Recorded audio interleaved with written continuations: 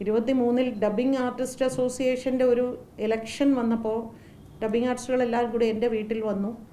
ചേച്ചി, ഇത്രയും വർഷങ്ങളായിട്ട് ഡബ്ബിംഗ് അസോസിയേഷൻ മരിച്ചതിന് തുല്യമായിരിക്കുന്നു, ചേച്ചി തിരിച്ചു വരണം. അപ്പം ഞാൻ പറഞ്ഞു, ഞാൻ രാജിവെച്ചതാണ്, എനിക്കിനി അങ്ങോട്ട് വരാനുള്ള യാതൊരു ഇതുമില്ല എന്ന് പറഞ്ഞപ്പോൾ, ഇല്ല ചേച്ചിയുടെ രാജി സ്വീകരിച്ചിട്ടില്ല എന്നാണ് പറഞ്ഞത്. അങ്ങനെ അവരുടെയൊക്കെ നിർബന്ധപ്രകാരം ഞാൻ സംഘടനയുടെ തിരഞ്ഞെടുപ്പിലേക്ക് സഹായിക്കാനായി പോയി. ഞാനൊരു സ്ഥാനത്തേക്കും ഞാൻ മത്സരിച്ചിട്ടില്ല. ഇപ്പോഴും ഞാൻ ഫെഫ്കയുടെയോ ഡബ്ബിംഗ് അസോസിയേഷൻ്റെയോ ഔദ്യോഗികമായ ഒരു സ്ഥാനത്തും ഇല്ല. മറ്റത് ഞാൻ നേരത്തെ വൈസ് പ്രസിഡൻറ്റും ജോയിൻറ്റ് സെക്രട്ടറിയും ആയിരുന്നു 2018 രാജിവെക്കുമ്പോൾ. അങ്ങനെ സംഘടനയെ ഒന്ന് സഹായിച്ചു, കൂടെ നിന്നപ്പോഴാണ് പറയുന്നത് എൻ്റെ രാജി അവർ സ്വീകരിച്ചിട്ടില്ലായിരുന്നു എന്ന് ഞാൻ അപ്പോഴാണ് അറിയുന്നത്. അതിനുശേഷം ഞാൻ ഫെഫ്കയുമായിട്ട് യാതൊരു സഹവർത്തിത്വം ഇല്ലായിരുന്നു. പിന്നീട് ഹേമ കമ്മിറ്റി റിപ്പോർട്ട് വന്നപ്പോഴാണ് നിങ്ങളെല്ലാവരും കണ്ടത്. കുറേയധികം സ്ത്രീകളുടെ പ്രശ്നങ്ങൾ വന്നപ്പോൾ ശ്രീ ബി ഉണ്ണികൃഷ്ണൻ എന്നെ വിളിച്ചു പറഞ്ഞു, വരണം, വന്ന് സംസാരിക്കണം എന്ന് പറഞ്ഞു. അവിടെ വന്നു. കുറേ സംഭവങ്ങളൊക്കെ അതിനുശേഷം നടന്നു. കുറേയധികം സ്ത്രീകൾക്ക് വേണ്ടി ഞാൻ ഇതുപോലൊരു പത്രസമ്മേളനം വിളിച്ചു, നിങ്ങളെല്ലാവരും വന്നു, അതുമൊക്കെ കഴിഞ്ഞു. അതിനുശേഷം ഒരു വുമൺ കോറം രൂപീകരിച്ചു ഫെഫ്ക. അതിൻ്റെ ചെയർപേഴ്സണായിരുന്നു ഞാൻ. അവിടെ ചില ചെറിയ ചെറിയ സ്ത്രീകളുടെ പരാതികൾ വന്നിരുന്നു, അതായത് സാമ്പത്തികമായിട്ടുള്ള കാര്യങ്ങൾ. അപ്പോൾ അതെല്ലാം എൻ്റെ അടുത്ത്, സ്ത്രീകളുടെ പരാതികളായതുകൊണ്ട് തന്നെ അതെല്ലാം എൻ്റെ അടുത്തേക്കാണ് വിട്ടത്. അതെല്ലാം സംസാരിച്ച് അതെല്ലാം തീർക്കുന്നുണ്ടായിരുന്നു. പിന്നീട് തൊഴിൽപരമായ ഒരു സ്ത്രീയുടെ പരാതി എൻ്റെ അടുത്തേക്ക് വന്നു. ആ സ്ത്രീയെ കേൾക്കണം എന്ന് ഞാൻ പറഞ്ഞു. ആ സ്ത്രീയെ കേൾക്കാൻ പറ്റില്ല എന്ന് അദ്ദേഹം പറഞ്ഞു. അതിനെ ചൊല്ലി ഞങ്ങൾ അങ്ങോട്ടും ഇങ്ങോട്ടും അല്പം വാക്ക് തർക്കങ്ങളൊക്കെ അന്നുണ്ടായി. ഇതൊരു 3 മാസം മുൻപത്തെ സംഭവമാണ്. അപ്പോൾ എനിക്ക് തോന്നി, ഈ അടിച്ചമർത്തപ്പെട്ട വിഭാഗത്തിനെ, പ്രത്യേകിച്ച് സ്ത്രീകളുടെ വിഷയം കേൾക്കുന്നില്ലേ എന്ന് എനിക്കൊരു സംശയം തോന്നി.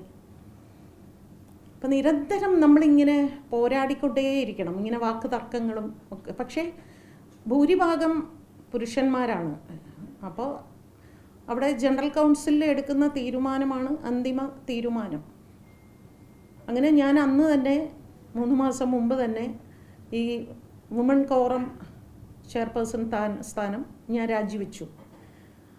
ആ വിഷയവും പുറത്തൊന്നും വന്നിട്ടില്ല, ഇപ്പോഴും അതും സ്വീകരിച്ചിട്ടില്ല എന്നൊക്കെയാണ് പറയുന്നത്. പക്ഷെ പിന്നീട് ഞാൻ ഒരു വിഷയത്തിൽ ഇടപെട്ടിട്ടില്ല.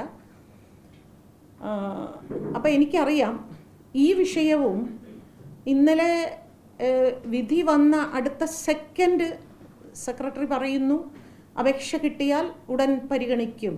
അതങ്ങനെയല്ല പറയേണ്ടത്. അപേക്ഷ കിട്ടിയാൽ ജനറൽ കൗൺസിലിൽ വെക്കും. അല്ലെങ്കിൽ അദ്ദേഹം ഒരു സംവിധായകനായ അല്ലെന്നാണ് എൻ്റെ ഒരു വിശ്വാസം. ഈ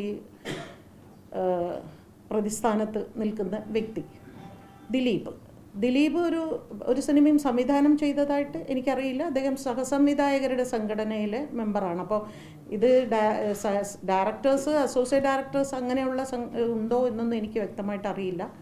എന്തായാലും അദ്ദേഹത്തെ സ്വീകരിക്കുമ്പോൾ ആ സംഘടനയുടെ അഭിപ്രായമാണ് പറയേണ്ടത്. അത് ഫെഫ്കയുടെ നേതൃസ്ഥാനത്തിരിക്കുന്ന വ്യക്തി അല്ല പറയേണ്ടത്.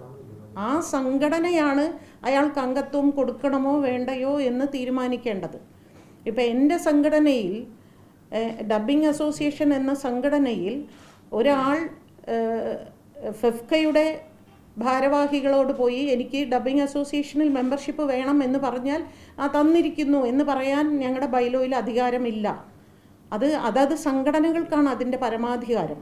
അപ്പോൾ അതുകൊണ്ട് തന്നെ അതിൻ്റെ പരമാധികാരം ആ അസോസിയേഷനാണ്, ആ ഡയറക്ടേഴ്സ് അസോസിയേഷനാണ് അതിൻ്റെ പരമാധികാരം. അതൊന്നും നോക്കാതെ സ്വന്തമായ ഒരു അഭിപ്രായം പറഞ്ഞത് തീർച്ചയായിട്ടും അങ്ങേയറ്റം എനിക്കതിൽ പ്രതിഷേധമുണ്ട്. ഇന്നലെ രാത്രി മുഴുവനും ഉറങ്ങാതെ, അവൾ ഉറങ്ങിയില്ല, ഞാനും ഉറങ്ങിയില്ല. ആ രാത്രി മുഴുവനും ആലോചിക്കുക എന്താണ് ചെയ്യേണ്ടത്. രാവിലെ ഞാൻ ആദ്യം വിചാരിച്ചു ഒരു മെയിൽ ഡ്രാഫ്റ്റ് ചെയ്തിട്ട് അയക്കാം. പക്ഷെ ആ മെയിൽ ഡ്രാഫ്റ്റ് ചെയ്ത് ഞാൻ അയച്ചാലും അത് അവിടെ കിടക്കും എന്നല്ലാതെ ഇതാരും അറിയാനും ഒന്നും പോകുന്നില്ല. പക്ഷെ എനിക്കിത് അറിയണം, എല്ലാവരും അറിയണം എൻ്റെ പ്രതിഷേധം. എൻ്റെ ശരി.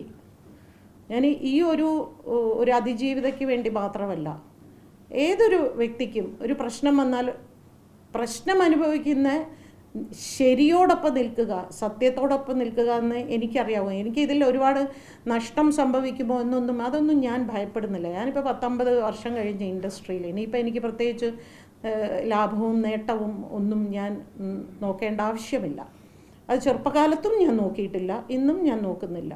അപ്പോൾ എനിക്ക് രാവിലെ തോന്നി എനിക്ക് ഇങ്ങനെ ഒരു വീഡിയോ ഇടണം എന്ന് തോന്നി. അങ്ങനെയാണ് ഞാൻ എൻ്റെ പ്രതിഷേധം ഞാൻ അറിയിച്ചത്.